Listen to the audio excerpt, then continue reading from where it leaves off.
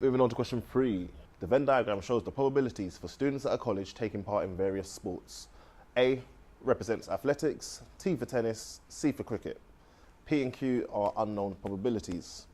All right, the probability that a student selected at random takes part in athletics or tennis, so right here, athletics or tennis, is 0.75. Find the value of P.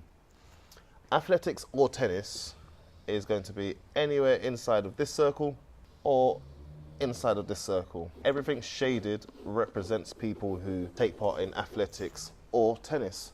Well, if I know that that's 0.75, I'm going to use that with the fact that all of these probabilities should add up to 1.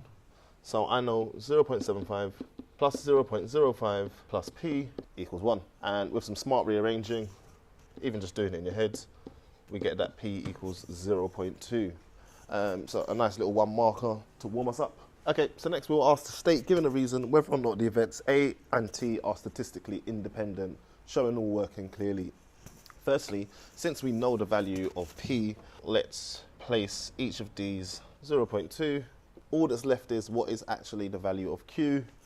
Once again, if all of these are meant to add up to 1, or if the union of A and T is meant to be 0.75, that means Q must be 0.15. All right, so let's just fill in those first.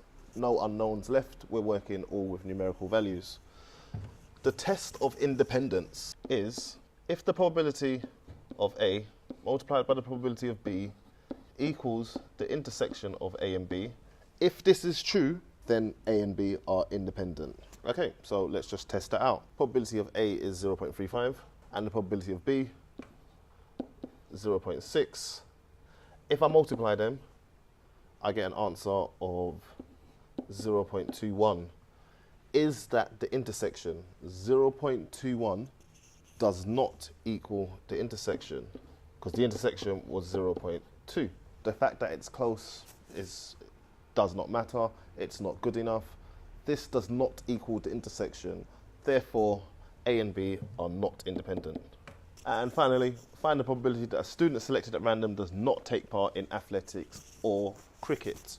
So, if they do not take part in athletics or cricket, I'm looking for everyone outside the athletic circle, everyone outside the cricket circle, and I can see from that the probability that they're not part of athletics or cricket is just these ones on the outside that we can see, and it's 0.45.